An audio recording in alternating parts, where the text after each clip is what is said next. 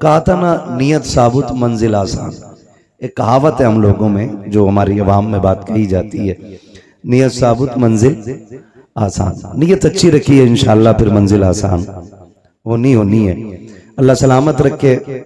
मैं मिसाल के तौर पे आपको समझा दूं, जरूरी नहीं है कि 2-4 कलाम पढ़ने वाला ही सना खान हो, 1 घंटा माइक पे बोलने वाला ही हुजूर का मद्दा हो।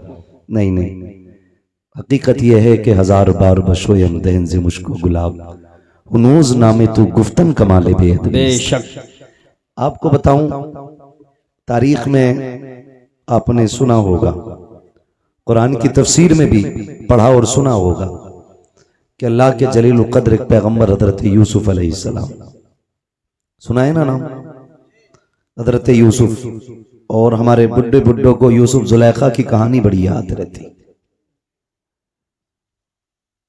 वो है ना, हजारों मर चुके और सैकड़ों तैयार बैठे। यूसुफ जुलेखा की कहानी अक्सर लोग जानते हैं। हजरत यूसुफ अलैहिस्सलाम, मैं समझाने के लिए ये बात कह रहा हूं, जब हजरत यूसुफ की बोली लगी मिस्र के बाजार में, तो हुस्न इतना अजीम था कि हर कोई खरीदार बनना चाहता था। सबकी तमन्ना थी ये मुझे मिल जाए, मुझे मिल जाए। ऐलान हुआ यूसुफ उसे मिलेंगे जो सारी कमाई लेके आएगा, जो कुल कमाई लेके आएगा उसे यूसुफ मिलेंगे। तो बड़े बड़े अमीरों की लाइन लगी थी, साथ में अजीज मिस्र भी है, और उसने अपनी तिजोरी के दरवाजे खोल दिए। एक पल्ले पे हुस्न यूसुफ है, दूसरे पल्ले पे अजीज मिस्र की दौलत है, लेकिन अजीज मिस्र की कुल कायनात भी हुस्न यूसुफ की खैरात ना बन सकी। इतना हसीन रब ने हजरत यूसुफ को बनाया। बताना ये चाहता हूं, जब अरबपति करोड़पति लोग हुस्न यूसुफ के खरीदार बन के खड़े थे ना, तो कुछ तमाशाइयों के बीच से एक शोर उठा, हटो बच्चों मुझे भी जाने दो, हटो बच्चों मुझे भी जाने दो। जब मुड़ के बच्चों ने, नौजवानों ने पीछे देखा ना, तो एक बूढ़ी औरत थी और उसके हाथ में रुई का धागा था। किसी ने कहा तू किधर जा रही है? कहा यूसुफ को खरीदना है। उसने कहा तू खरीदेगी? कहा हाँ। कहा क्या लेके आई है? का ऐलान नहीं सुना, जो कुल खजाना लेके आएगा अपना वो ही खरीदेगा। का पूरी 5 सेर रुई का धागा है, यही मेरी सारी कमाई थी, ये लेके आ गई हूं। तो किसी ने कहा वापस चली जा, औकात क्या के 5 सेर रुई की और इसके काते हुए धागे की। देख यूसुफ की खरीदारी में बड़े बड़े अमीर लग गए हैं, अजीजे मिस्र का कुल खजाना चढ़ गया है, तू धागे लेके आई है, वो हीरे जवाहिरात तुल रखे हैं। उसने कहा था जाने तो दो। कहा क्यों? कहा खरीदारों में खड़ा तो हो जाने दो। कहा क्यों? ताकि कयामत में अल्लाह जब यूसुफ के खरीदारों को पुकारेगा तो कम से कम खरीदने वालों में मुझ गरीब का भी नाम आ जाएगा। वाह वाह वाह। तो हम तो ये चाहते हैं ताकि कयामत में जब मुस्तफा के हस्सान को आवाज दी जाए तो हस्सान आगे बढ़े, उनके पीछे इमाम अहमद रजा खान आगे बढ़े और उनके पीछे हम सारे गुनाहगार आगे बढ़ जाए। सुभान अल्लाह। तो इसलिए आपसे कहा जाता है आप भी हिस्सा कर लिया करें। इसी को कहते हैं उंगली कटा के शहीदों में नाम लिखाना। वो तो निहायत सस्ता सौदा बेच रहे हैं जन्नत का, हम मुफलिस क्या मोल चुकाएं अपना हाथ ही खाली है। हम मुफलिस क्या मोल चुकाएं अपना हाथ ही खाली है। आज की ये महफिल सजाई और शुक्र रब का, किसी की टोपी से ऐसा नहीं लग रहा है कि यहां पे कोई फिरका बना के बैठा है या कोई अलग जमात लेके बैठा है। अल्लाह आपको सलामत रखे। ये खुशबू पूरे मुल्क में होनी चाहिए कि एक ही सफ में खड़े हो गए महमूद व अयाज, ना कोई बंदा रहा ना कोई बंदा नवाज। आज की अजीम महफिल हुजूर की विलादत की, हुजूर की विलादत से मंसूब करके सजाई गई है। हुजूर आए, कायनात में बहार आई। सुभान अल्लाह। मेरे इमाम इश्क मोहब्बत कौन, जिनके बारे में आज दुनिया कहती है डाल दी कल्ब में अजमत मुस्तफ़ा। सुभान अल्लाह। सैयदी आला हजरत पे लाखों सलाम पढ़े, सैयदी आला हजरत पे लाखों सलाम। लाखों सलाम। सारे ही आला हजरत वाले ना, अल्हम्दुलिल्लाह है ना। अगर हो किसी को एतराज तो खड़ा हो जाए भाई, आज उसी से बात कर ली जाए, है ना। सारे ही आला हजरत वाले। डाल दी कल्ब में अजमत मुस्तफ़ा, सैयदी आला हजरत पे लाखों सलाम। मैंने तो सुना था जवानों की जवानी बड़ी ताकतवर होती है, लेकिन आपको लग के मुझे लोगों के बुढ़ापे अच्छे लग रहे हैं, है ना। इस पूरी बेल्ट में जवान बैठे हैं और आवाज सबसे हल्की है आपकी। मैं आपको बता दूं ये हुजूर की महफिल है। बेशक कई बार ऐसा भी होता सुभान अल्लाह कहने में लोग शर्म महसूस करते हैं, कुछ ये सोचते हैं ये तो छोटे लोगों का काम है, हम तो बड़े लोग हैं जी। हम सुभान अल्लाह क्यों कहें। एक बात याद रखिए, ये हुजूर की महफिल है, यहाँ जितने बड़े होके बैठोगे उतने छोटे होके जाओगे, बेशक और यहाँ जितने छोटे होके बैठोगे अल्लाह उतनी बड़ा बना के आपको वापस करेगा। सुभान अल्लाह। हुजूर की महफिल है। लोग कहते हैं क्या मिलता है जलसों से, मैं कहता हूं तेरी नीयत अच्छी नहीं, हम जलसे में गए वैसे ही आ गए, कोई फर्क नहीं पड़ा। मैंने लोग मदीने से खाली लौट आते हैं, सही बात। तू जलसे से खाली लौट गया तो कौन सी बड़ी बात है। लोग मदीने से लौट आते तो क्या मतलब मदीने में कुछ नहीं मिलता। लेकिन जिन्होंने पाया उन्होंने तो ये कहा ना, मंगतों का हाथ उठते ही दाता की देन थी। बेशक दूरी कबूल अर्ज में बस हाथ भर के है, मांगेंगे मांगे जाएंगे मुंह मांगी पाएंगे। सरकार में ना लाहे ना हाजत अगर की है, जिन्होंने उनको देते देखा है उन्होंने तो ये कहा ना, कौन देता है देने को मुंह चाहिए, देने वाला है सच्चा, हमारा देने वाला है सच्चा, देने वाला है सच्चा हमारा नबी। जिन्होंने देखते हुए देखा है उन्होंने तो बड़ी शान से कहा, आता है फकीरों पे उन्हें प्यार कुछ ऐसा, खुद भीख दें और खुद कहें मंगते का भला हो। बेशक लोग कहते जलसों में क्या रखा है, मैं कहता हूं महफिल में आके बैठ, खुदा की कसम अगर नीयत अच्छी हो, नींद यहां आ जाए तो फिर ख्वाब में शैतान नगी आमीना का लाल आया करता है।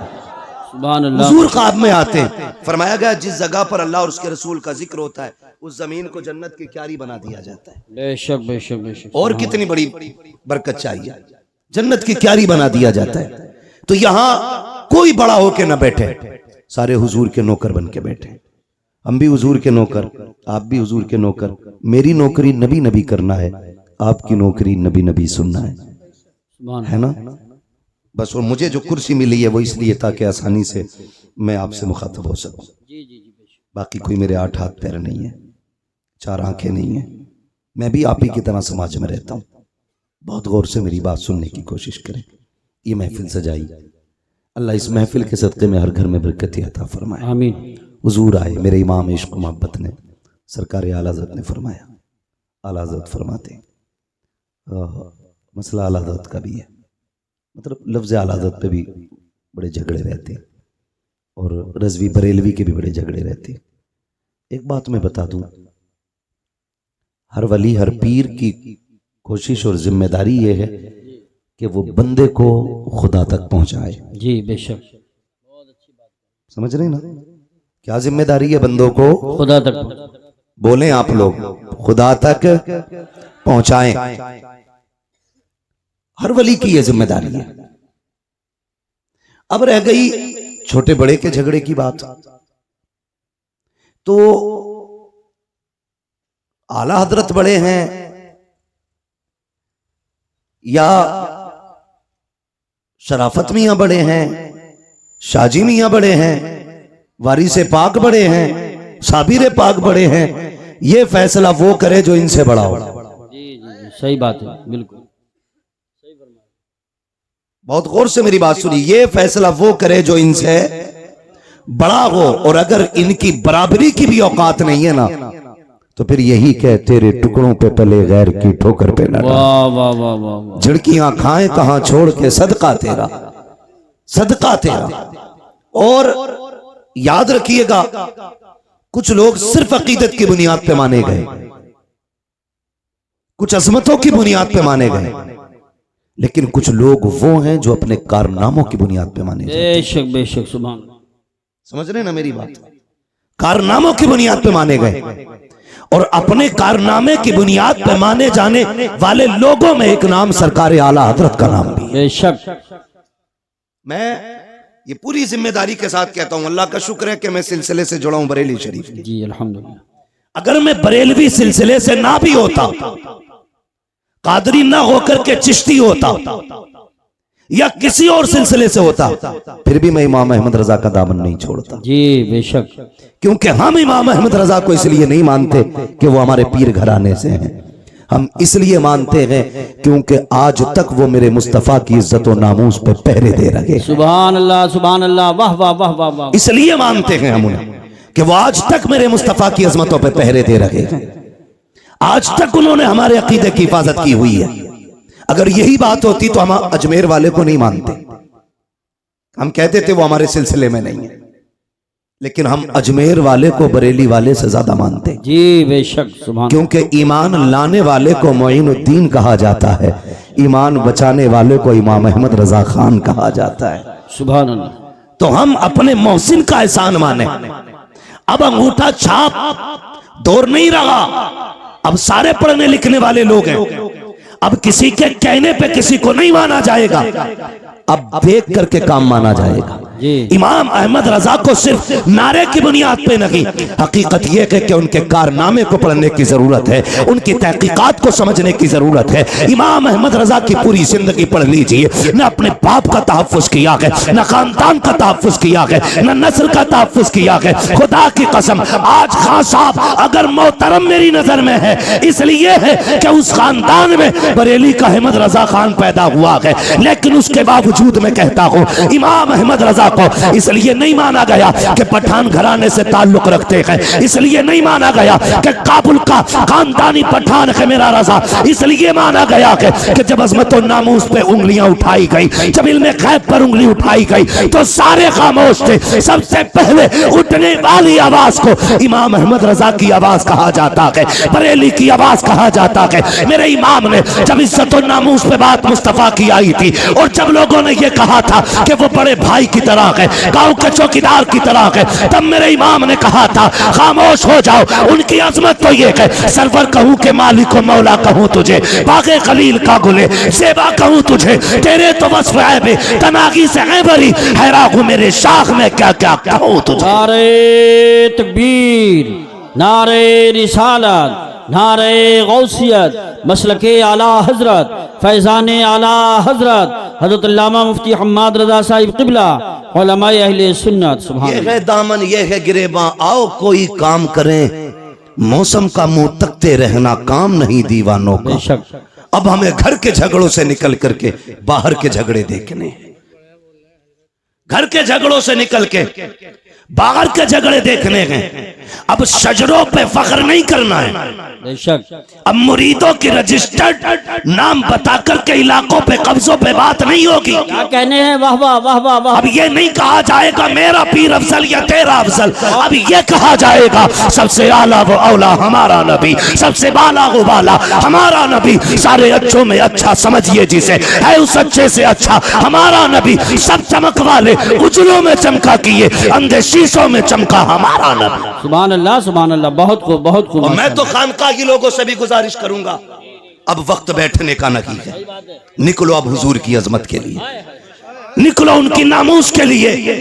किसी की इज्जत मेरे हुजूर की इज्जत से बड़ी नहीं, किसी का खानवादा मेरे नबी के घराने से आला नहीं, कोई भी इज्जत और रिफात में मेरे आका से आला नहीं। याद रखिएगा, अब इज्जत उसी की जाएगी जो हुजूर की नामूस की बात करेगा, जो हुजूर की इज्जत की बात करेगा। अब हमें खानकाही झगड़ों में नहीं पड़ना है, अब हमें पीरों की अफजलियत नहीं, अब हमें अपने नबी की बात करनी है, हम अपने नबी की बात करनी है। क्या तमाशा कम नहीं बना, क्या क्या न किया गया। हमारे खानदानी झगड़ों ने भाई को भाई के खिलाफ खड़ा कर दिया, अपनों को अपनों का कातिल बना दिया। मेरे भाई किस ख्वाबे गफलत में हो, कचहरी जाके देख लो, जाकर के खुदा की कसम मुकदमे सबसे ज्यादा हम पर हैं, जेलों में जाके देखो हमारी तादाद सबसे ज्यादा है। इमरजेंसी वार्ड में चले जाओ, सर फटे टूटे फूटे सबसे ज्यादा मुसलमान आ रहे हैं। मुझे बताओ तो सही, टांगे तोड़ने वाला कौन है, सर फोड़ने वाला कौन है? अब्दुल्लाह का सर अब्दुल रहमान ने फोड़ा है, अब्दुल रहीम का सर अब्दुल गफूर ने फोड़ा है। आपस के झगड़े हमारे हैं। मेरे भाई मैं कुछ कहना चाहता हूँ, अब वक्त बहुत सर से ऊपर जा चुका है। जो कहा गया था जमाना अपनी चाल चल चुका है, अब गुलाम मुस्तफा को बेदार होने की जरूरत है। किस चीज का झगड़ा है? इसने मेरे पीर को नहीं माना, इसने मेरे हजरत के हाथ नहीं चूमे। बंद करो सबके हाथों को चूमना, अब सिर्फ उसके हाथ चूमे जाएंगे जिन हाथों में मुस्तफा के लिए हथकड़ी होगी। अब उसके कदमों को को सर का ताज बनाया जाएगा, जिसके कदमों में नबी के लिए बेड़ियां होंगी और ऐलान किया जाएगा तुम्हें जाना तुम्हें माना, न रखा गैर से काम, लिल्लाहिल हम्द में दुनिया से मुसलमान गए। नारे तकबीर, नारे रिसालत, देखो हमारे नबी की शान, बच्चा बच्चा है, देखो हमारे नबी की शान, ए गुस्ताख ए कुत्ते, देखो हमारे नबी की शान। बच्चा बच्चा है कुर्बान। वो भाई निकलो इन झगड़ों से, बहुत अच्छी बात की। कब तक झगड़े करोगे ये? इज्जत करेंगे जिसके हाथ। मेरा अफजल मेरा अफजल। वाह वाह। वो भाई कितनी देर? ठीक है, मैं किसी के पीर के खिलाफ नहीं बोलता, मैं जानता हूं 2 रोटी खाते हो, घास तो खाते नहीं हो, जो जाकर के किसी ऊंट को पीर बना लोगे, किसी बकरे को पीर बना लोगे। 2 रोटी खाते हो, सोच समझ के फैसला किया होगा, और अगर डूब भी गए हो कहीं जाकर के तो आप जिम्मेदार होगे। उलमा का काम बताना है, हाथ पकड़ के मनाना नहीं। मर्जी है, लेकिन कहीं भी रहो हुजूर की इज्जत के पहरेदार रहो, हुजूर की इज्जत के पहरेदार रहो। कहां कहां तुम्हें टारगेट नहीं किया जा रहा है, तुमसे जरा सी गलती हो जाती है, इतने बड़े केस की इतनी बड़ी फाइल तैयार की जाती है, नाम पूछ करके फंसाया जाता है। अगर चेकिंग में नाम अब्दुल्ला आ गया, क्या हमने चौकों में नहीं देखा? चलो रामपुर दुराया खड़े होके मैं खुल के बात करता हूँ, हाथ कंगन को आरसी क्या, पढ़े लिखे को फारसी क्या, खुदा की कसम चौक में जाके देखो, सारा पानी खुमार उतर जाएगा। क्या दौलत तुम्हारे पास है? 20 बीघे जमीन है तो अपने भाई को जमीन पे गाड़ने पे लगे हो, 50 बीघे के मालिक बन गए हो तो अपनों के दुश्मन हो गए हो। औकात क्या के 100 बिगलने की मिनट नहीं लगते हैं, चुटकियों में बिक जाया करती है। कोई औकात जमीन और जायदाद की नहीं है। बड़े बड़े अमीरों को पैदल होते देखा है हमने, नंगे पैर वालों को गाड़ियों में चलते देखा है। दौलत का कोई खुमार नहीं, गुर्बत कोई लानत नहीं है। बदलो अपने रवैयों को, खुदा की कसम फख्र अगर करना है तो फिर इसके रसूल पे फख्र करो, गुलामी मुस्तफा पे फख्र करो। दौलत की औकात क्या है? कितने पैसे वाले मदीने न जा सके, कितने गरीब मुस्तफा हर साल बुलाते हैं, किसी को कोई लेके चला जाता है, किसी को कोई लेके चला जाता है। अगर दौलत असल होती तो खुदा की कसम कभी गरीब मदीने न जाता, और अगर दौलत असल होती तो कोई कमजोर हुजूर के चौखट तक न जाता। लेकिन हमने तो ये देखा है, महबूब की महफिल को महबूब सजाते हैं, आते हैं वही जिनको सरकार बुलाते हैं। सुभान अल्लाह माशाअल्लाह। निकलो इन झगड़ों से। हर गांव की ये कहानी है, हर गांव की ये कहानी है।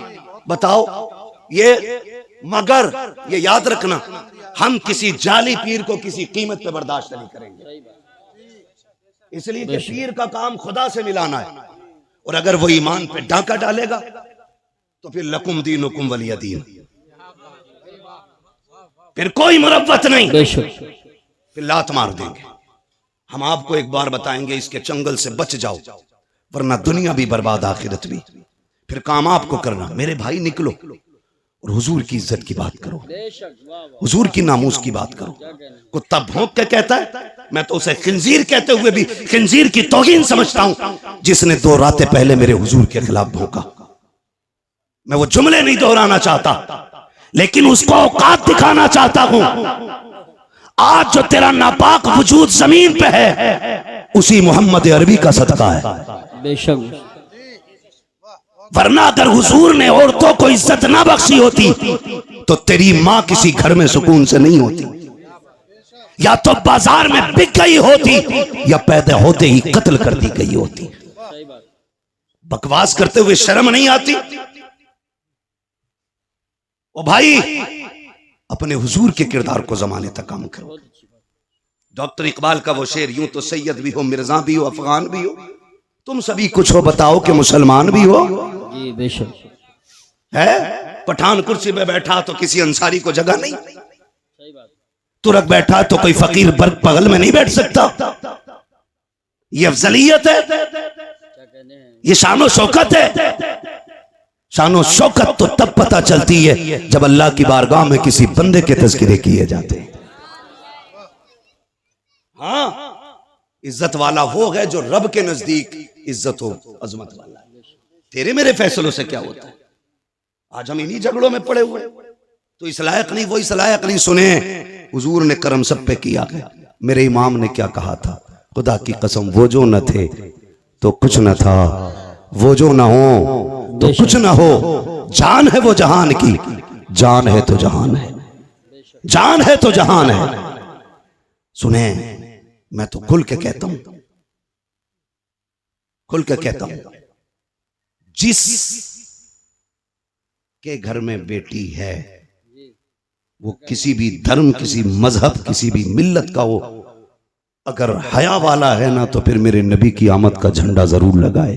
सुभान अल्लाह, वाह वाह वाह वाह। इसलिए कि बेटी किसी के भी घर की हो, किसी के भी घर की बेटी हो, उसकी इज्जत मदीने वाले के सदके में महफूज है। बेशक बेशक। मैं बेशुमार मुल्कों की कहानी आपको सुना सकता हूं, लेकिन मैं सिर्फ चंद बातें आपसे करूं, चंद बातें। इसी मुल्क की सच्चाई यह थी कि अगर शोहर मर जाता था ना, तो बीवी को जिंदा चिता पे जला दिया जाता था, है ना, जिसे सती बोलते थे ना, सती करना, जिंदा जला दिया जाता था। अगर जिंदा ना जलाया जाता तो एक कमरे में 40 दिन के लिए बंद किया जाता।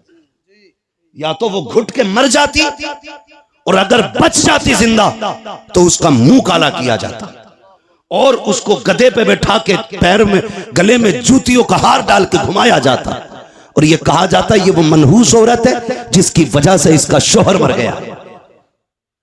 हुजूर आए, सुभान अल्लाह, हुजूर आए, सुभान अल्लाह। 40 साल की बेवा खदीजा से निकाह किया और जमाने को बता दिया औरत पैर की जूती नहीं होती, क्या कहने हैं। औरत घर की